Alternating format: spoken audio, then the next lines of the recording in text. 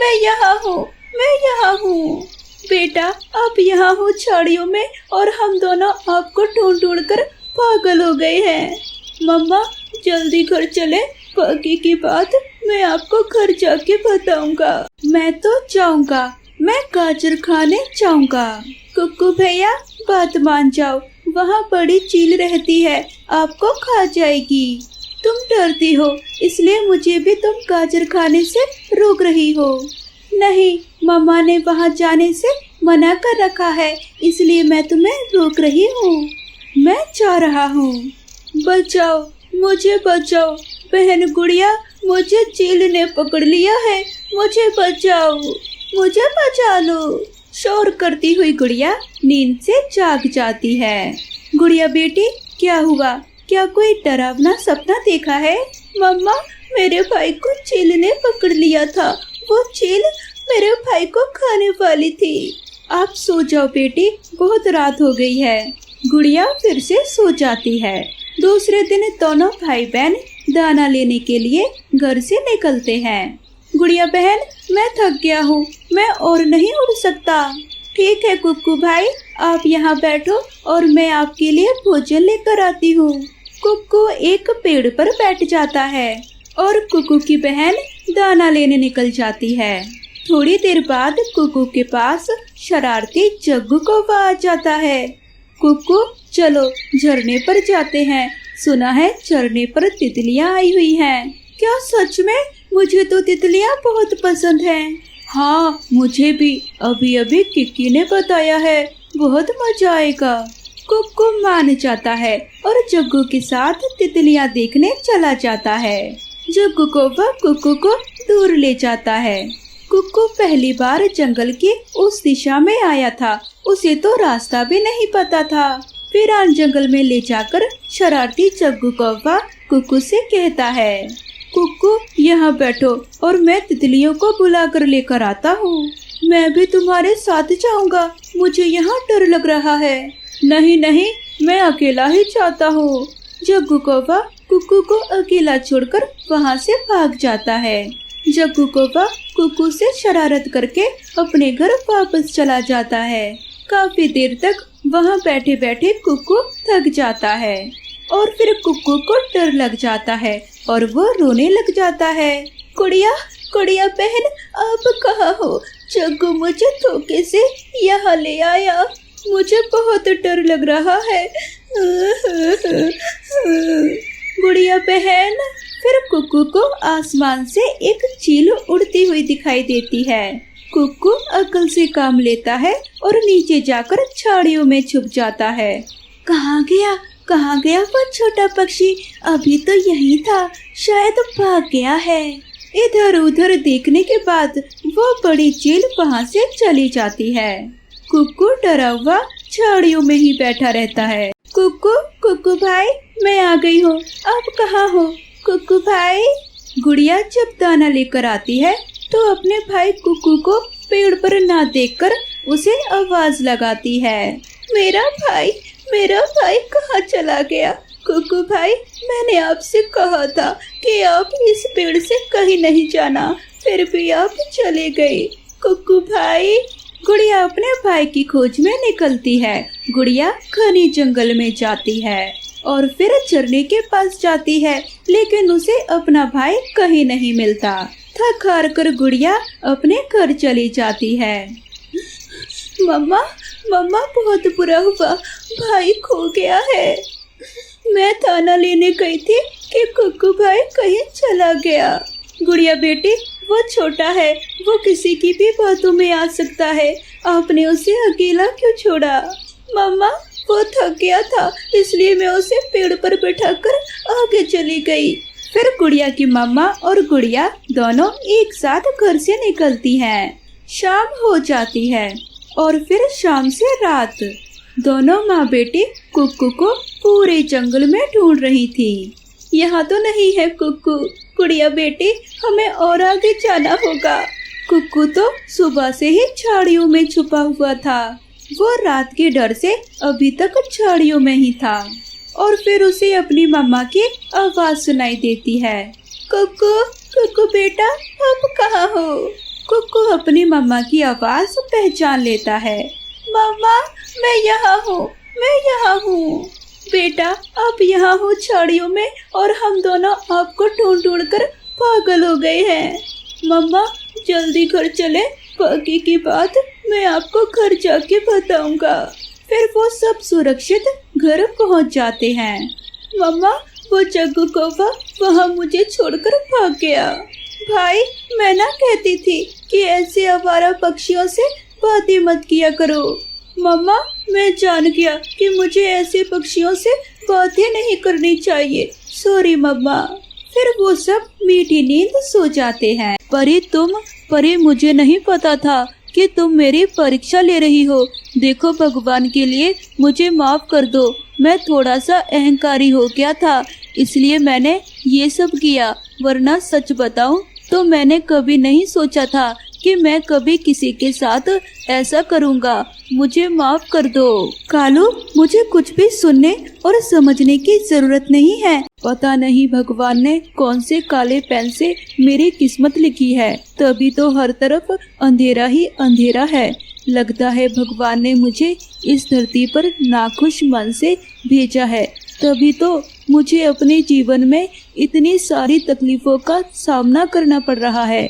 जब मैं छोटा था तब मेरे पिताजी मुझे छोड़कर चले गए, जिस वजह से मैं अपनी पढ़ाई भी ना कर पाया। और जब मैं बड़ा हुआ तो मेरी माँ मुझे छोड़कर चली गई। बहुत अकेला हो गया हूँ मैं। ऊपर से ना तो मैं अपनी पत्नी की जरूरतों को पूरा कर पाता हूँ, ना ही अपने बच्चों की खुशियों का ख्याल रख पाता हूँ। बहुत बुरा पक्षी हूँ मैं। समझ में नहीं आता बुरा हूँ या मेरी किस्मत बुरी है। कालू कौवा अपनी किस्मत और खुद को कोसता था, क्योंकि वो अपने जीवन में खुश नहीं था। वो अपनी गरीबी और लाचारी से बहुत तंग आ चुका था। ऊपर से घर में सबकी जरूरतों को पूरा करना भी कालू की ही जिम्मेदारी थी। शाम को जब कालू घर जाता है तो कालू की पत्नी गौरी उखड़े मन से कालू से कहती है, आज रात का खाना तो बन गया, पर कल सुबह के लिए घर में राशन नहीं है। तुम्हें कहते कहते लगभग 1 हफ्ता निकल गया है, लेकिन अभी तक तुमने घर में राशन नहीं डलवाया। तुम्हें क्या लगता है मुझे बहुत शौक है तुम्हारी बातों को नजरअंदाज करने का? अरे मुझे भी पता है कि राशन कितना जरूरी है, लेकिन मैं मजबूर हूँ। मेरे पास राशन खरीदने के लिए पैसे नहीं हैं और जंगल का जो चील सेठ है वो उधारी पर सामान देने को तैयार नहीं है, क्योंकि हमने अब तक उसका पहले वाला हिसाब भी चुकता नहीं किया है। अरे बहुत परेशान हो गई हूँ मैं। कभी कभी तो सोचती हूँ कि अगर तुम्हारे सर पर इतनी ही गरीबी थी तो तुमने शादी क्यों की? इस गरीबी में बीवी बच्चों की जिम्मेदारी उठाना अगर तुम्हारे बस की बात नहीं थी तो क्यों की शादी? अगर तुम ऐसी बुरी स्थिति में मेरा साथ नहीं दे सकती हो तो तुम अपने मायके जा सकती हो, मुझे कोई दिक्कत नहीं है। अरे तो क्या करूं, मैं भी तो परेशान हो गई हूँ। ऐसा जीवन जीते जीते ना तो तुम हमें एक अच्छा जीवन दे सकते हो और ना ही हमारी छोटी मोटी जरूरतों को पूरा कर सकते हो, इसलिए बेकार है तुमसे कुछ कहना। पत्नी की बातें सुनकर कालू का मन ना तो खाना खाने का कर रहा था और ना ही सोने का, लेकिन फिर भी जैसे तैसे खुद को शांत करके कालू खाना खाता है और फिर अपने घोंसले में सो जाता है। अगले सुबह उठकर कालू फिर से नाखुश मन से खेती करने के लिए खेत जाता है। तभी कालू की नजर एक चमचमाती हुई हरी मिर्च के ऊपर जाती है। दिन में भी उस मिर्च की चमक इतनी ज्यादा थी कि कालू की आंखें उस चमक से चौंधिया जा रही थी। अरे ये हरी मिर्च इतनी चमक क्यों रही है? कहीं मेरी आंखें तो खराब नहीं हो गई? और ये क्या, ये हरी मिर्च तो आम मिर्च के मुकाबले काफी बड़ी भी है। मुझे तो कुछ भी समझ नहीं आ रहा, आखिर ये सब क्या है? आज तक तो कभी मेरे खेत में ऐसी मिर्च की खेती नहीं हुई, फिर आज अचानक से कालू कौवा उस मिर्च को अपने हाथ में लेता है और हाथ में लेते ही वो सुंदर सी परी के रूप में बदल जाती है। परी को देखकर कालू कौवा थोड़ा हड़बड़ा जाता है और पीछे की ओर हो जाता है। बताओ कालू, मैं तुम्हारी कौन सी इच्छा पूरी कर सकती हूँ? मैं देख रही हूँ कि तुम पिछले कुछ दिनों से बहुत परेशान हो। हाँ, मैं बहुत परेशान हूँ, पर मुझे एक बात समझ में नहीं आई। तुम कौन हो? मैं एक जादुई परी हूँ। जरूरत पड़ने पर ही मैं पक्षियों को अपना असली रूप दिखाती हूँ और मैं कई दिनों से तुम्हें परेशान देख रही थी, इसलिए मैंने सोचा कि लगता है अब मुझे तुम्हारी मदद करनी चाहिए।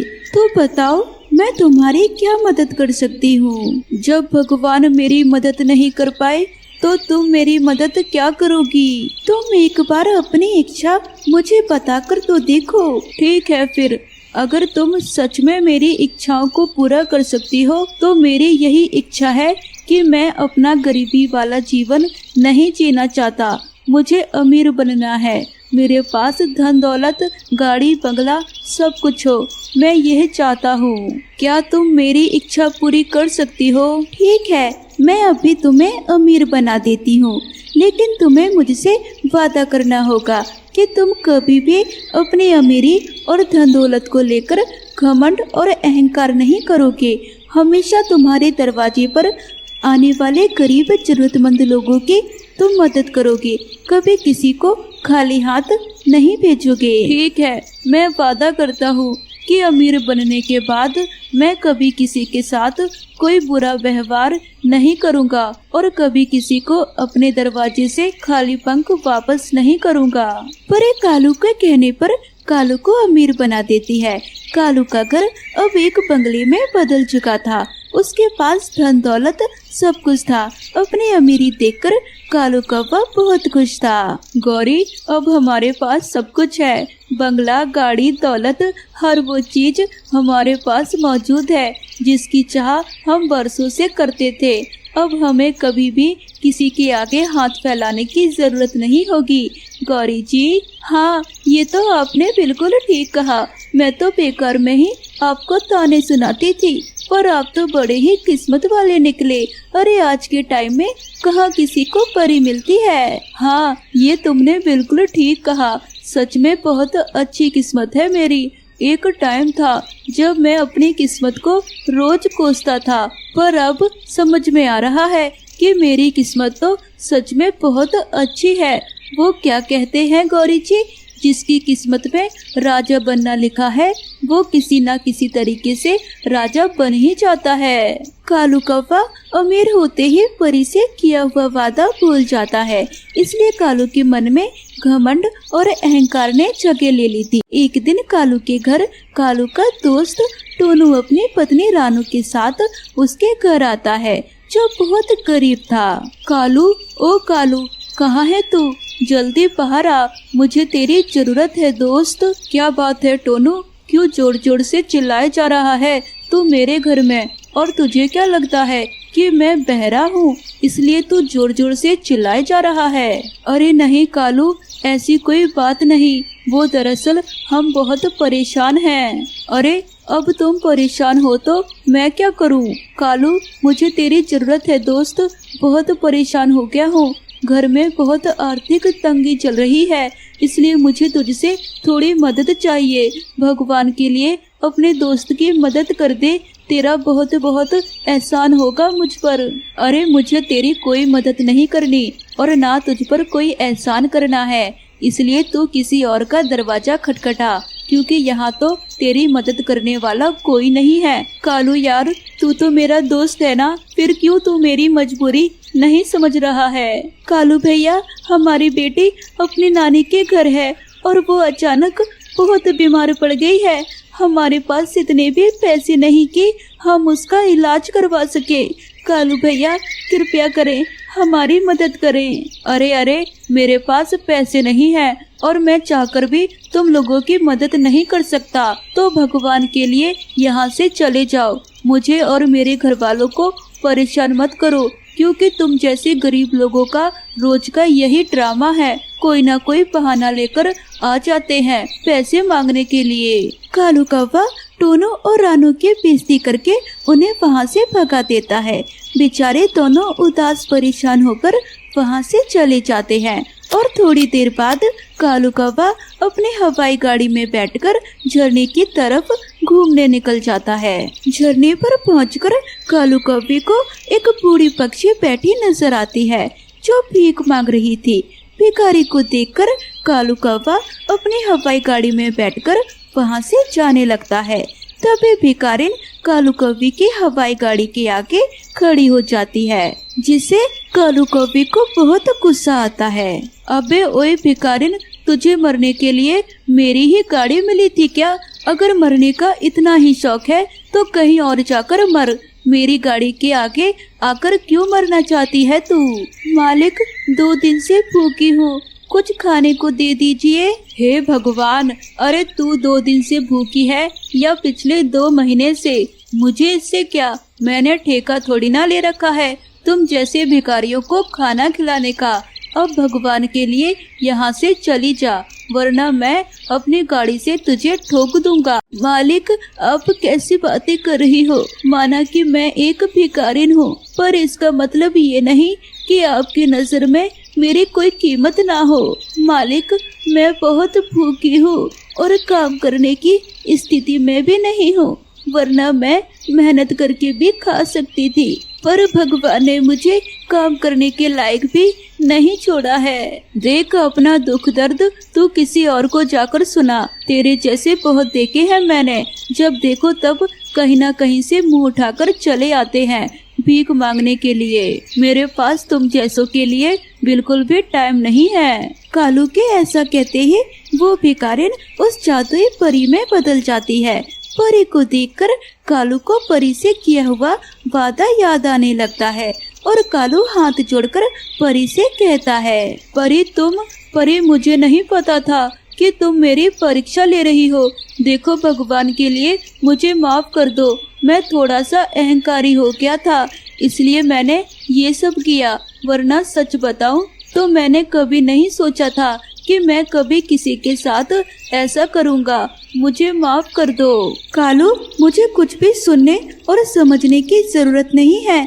जिस दिन मैंने तुम्हें अमीर बनाया था उस दिन से ही मेरी नजर तुम पर थी, क्योंकि मुझे अच्छे से पता था कि तुम आगे जाकर ये सब जरूर करोगे, इसलिए मैंने तुम्हें आईना दिखाने के लिए ये सब किया है। सभी को हमेशा अपना बुरा वक्त याद रखना चाहिए, पर तुमने ऐसा नहीं किया। तुमने ना तो अपना बुरा वक्त याद रखा और ना ही मुझसे किया हुआ वादा। हाँ परी, मैं जानता हूँ कि मुझसे बहुत बड़ी भूल हो गई है, लेकिन भगवान के लिए तुम मुझे माफ कर दो, मुझे बस एक मौका दे दो।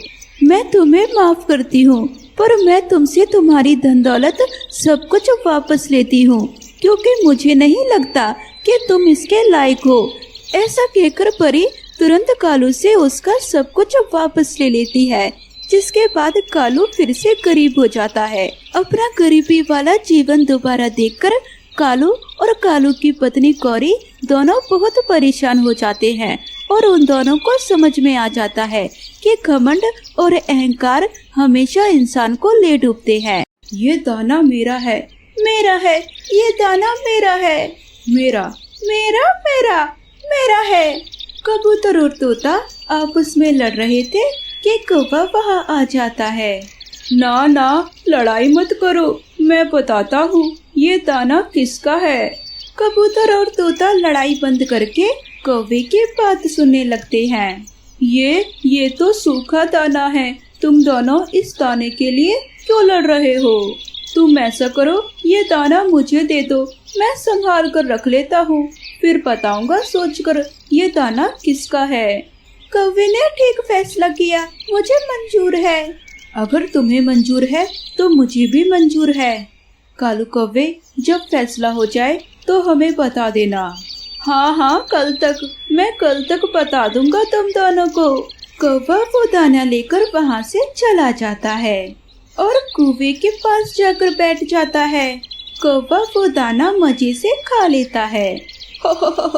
उन पागल पक्षियों को उल्लू बनाना बहुत आसान है। और फिर ऐसे ही एक दिन गुजर जाता है और फिर दूसरे दिन तोता एक अमरूद लेकर आ रहा था। कबूतर भी आगे से आ जाता है। ये अमरूद तो मैं पेड़ पर देखकर आया था, ये अमरूद मेरा है। ना ना, ऐसे कैसे तुम्हारा है? ये अमरूद मैं तोड़ के लाया हूँ, ये अमरूद मेरा है। पिटोगे? तुम मुझसे पिटोगे? ये अमरूद चुप करके मुझे दे दो। लेकिन तोता वो अमरूद लेकर वहाँ से भाग जाता है। कबूतर तोते के पीछे लग जाता है और थोड़ी दूर जाकर तोते को पकड़ लेता है। तोते और कबूतर, ना लड़ाई करो, ये अमरूद तुम दोनों मिलकर बांट कर खा लो। नहीं, ऐसा नहीं होगा, ये अमरूद मैं ही खाऊंगा। ठीक है, चलो कौवे के पास जाते हैं और कौवे से फैसला करवा लेते हैं। फिर तोता और कबूतर दोनों कालू कौवे के पास चले जाते हैं। कालू कौवा दोनों की बात सुनता है। ये कोई दाना नहीं है, ये तो अमरूद है। ये तो बहुत बड़ा फैसला है। मैं अपनी माँ से पूछकर बताऊंगा कि ये अमरूद किसका बनता है, तोते का या फिर कबूतर का। तोते भाई, आप ऐसा करें, ये अमरूद हम दोनों में आधा आधा बांट दे, ना मेरा ना कबूतर का। नहीं, ऐसा नहीं होगा। मैं तुम्हारे साथ भोजन मिल बांट कर नहीं खाऊंगा। ये अमरूद तुम मुझे दे दो, मैं अपनी माँ से पूछूंगा कि ये अमरूद किसका है। कौवा वो अमरूद लेकर वहाँ से चला जाता है। उस दिन का दाने का फैसला अभी बाकी है। वो दाना जरूर मेरा ही होगा। कौवा ठीक फैसला करेगा। कौवा तो ऐसे पक्षी ढूंढता रहता था। कौवा वो अमरूद लेकर नदी के किनारे चला जाता है और वहाँ बैठकर मजे मजे से वो अमरूद खा लेता है। दूसरे दिन कबूतर कौवे के पास जाता है। कौवे कौवे, अभी तक दाने और अमरूद का फैसला हुआ कि नहीं? दाना तो तोता ले गया। मैं अभी फैसला कर ही रहा था कि तोता मुझसे दाना छीन कर ले गया। तोता अब कुछ ज्यादा ही बढ़ गया है, मैं छोड़ूंगा नहीं उसे। कबूतर गुस्से में भागता है और जाकर तोते को मारना शुरू कर देता है। बचाओ बचाओ, मुझे बचाओ। राना चिड़िया शोर सुनकर भागी भागी वहाँ आती है। बता बता, कौवे से दाना छीनकर क्यों खाया? अभी तो कौवे को फैसला करना था। कबूतर, शर्म करो, तोते को छोड़ दो। मैंने तो कौवे से दाना लिया ही नहीं। वो कौवा तुम दोनों को पागल बनाकर तुम दोनों से भोजन लेकर खा रहा है। अगर तुमने कौवे से दाना नहीं लिया तो उसने मुझसे झूठ क्यों बोला? ये बात तो कौवा ही बता सकता है। फिर वो सब मिलकर कौवे के पास जाते हैं। सब मिलकर आ गए, आज तो मैं जरूर पकड़ा जाऊंगा। कालू कौवे, अगर दाना तोते ने छीन कर खा लिया तो हमारा अमरूद कहाँ है? हमें हमारा अमरूद वापस दे दो। हा हा हा हा, अभी तक माँ ने फैसला किया ही नहीं कि अमरूद तोते का होगा या कबूतर का। हम सब समझ गए हैं, तुम हमें बेवकूफ बना रहे हो। कबूतर और तोता कौवे को पकड़ने लगते हैं, लेकिन कौवा भागकर ऊंची शाख पे बैठ जाता है। जब तुम जैसे पागल पक्षी लड़ाई करते हैं तो तुम जैसों का हम जैसे चतुर कौवे ही फायदा उठाते हैं। दाना भी मेरे पेट में है और वो अमरूद भी। कौवा वहाँ से भाग जाता है। तोता और कबूतर एक दूसरे का मुंह देखते रह जाते हैं। कौवे ने सच ही कहा, अगर तुम दोनों आपस में ऐसे ही लड़ते रहोगे तो कभी भी पेट भर के भोजन नहीं खाओगे। फिर कबूतर और तोता गले मिलते हैं और कभी ना लड़ने का वादा करते हैं। मुझे माफ कर दो रानू चिड़िया, मुझे माफ कर दो। मैं तुम्हें लेने आया हूँ। मैं तुम्हारे बिना अकेला नहीं रह सकता। मैं तुम्हारी चूचू सुने बिना जिंदा नहीं रह सकता। मेरे साथ आ जाओ। मेरी रात नहीं गुजरती, मेरा दिन नहीं गुजरता। रानू चिड़िया कालू कौवे के पड़ोस में रहती थी। रानू चिड़िया कालू कौवे का बहुत ख्याल रखती थी, लेकिन कालू कौवा हमेशा रानू चिड़िया से लड़ता रहता था। कालू भैया, कल मैं झरने पर गई तो वहाँ तितलियाँ अपने रंग बिरंगे पंख देखकर बहुत खुश हो रही थी। मैंने तितलियों से ढेर सारी बातें की। पता है, मैं किसी दिन तितलियों से मिलने जाऊंगी। बस भी कर जा, मुझे तेरी चूचू अच्छी नहीं लगती।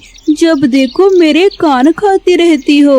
कौवे भैया आप कभी भी मुझसे हंसकर बात नहीं करते हो। जब मैं दूर चली जाऊंगी तो रो रो कर याद करोगे। मेरी तरफ से तुम भाड़ में जाओ, मैं तुम्हें कभी याद करने वाला नहीं हूँ।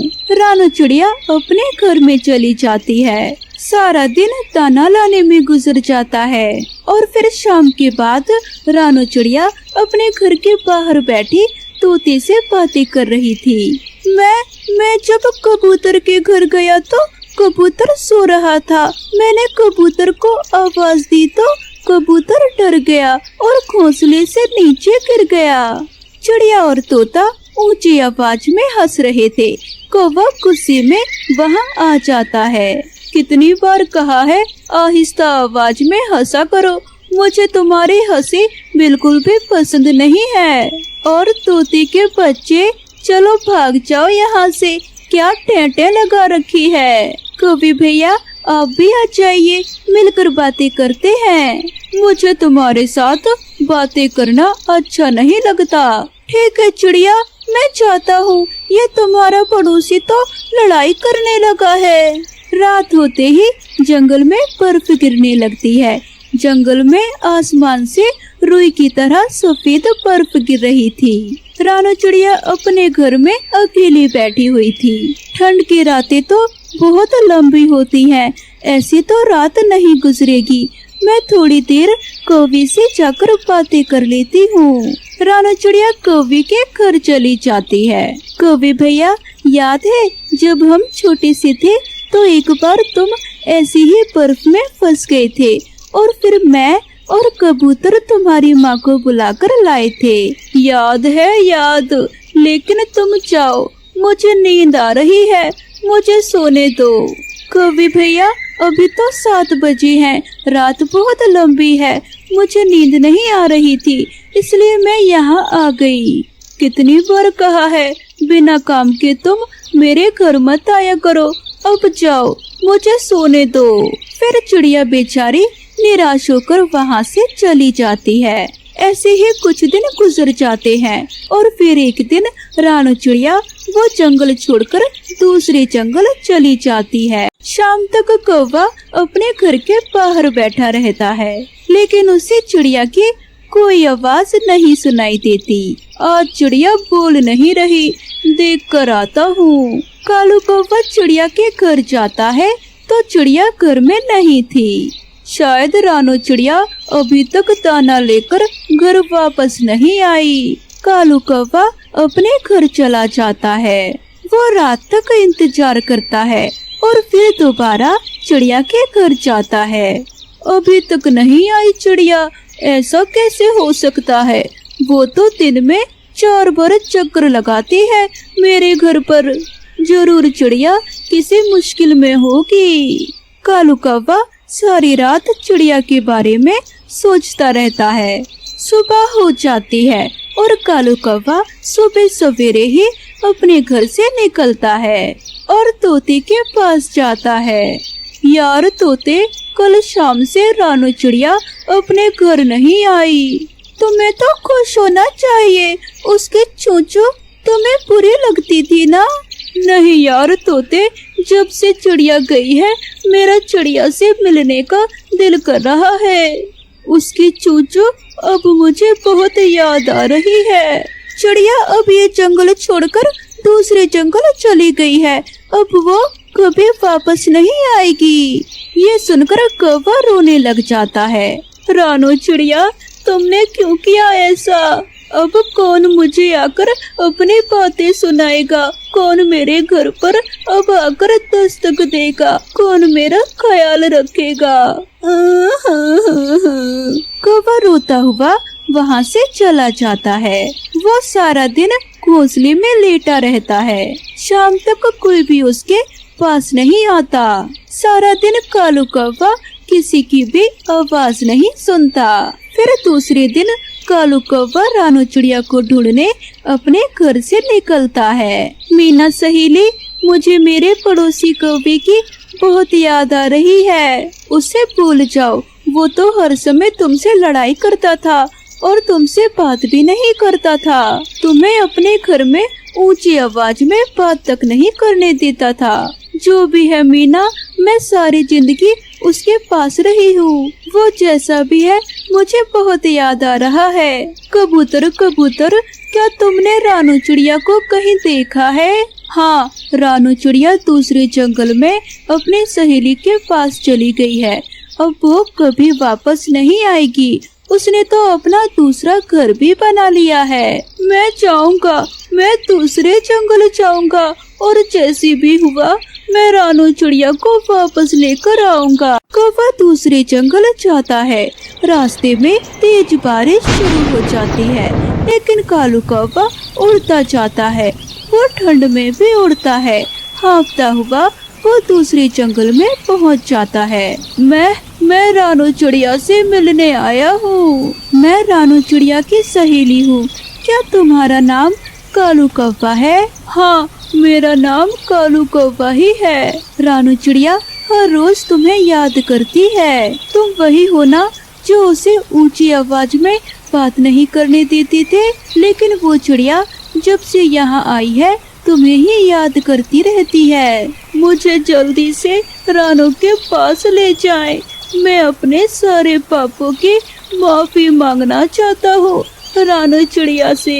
मीना कालू कौवे को रानू चिड़िया के घर ले जाती है। कालू भैया, आप यहाँ क्यों आए हो? मैं तो आपको बुरी लगती हूँ। मैं तो ऊंची आवाज में बात करती हूँ। कौवा जोर जोर से रोने लगता है। मुझे माफ कर दो रानू चिड़िया, मुझे माफ कर दो।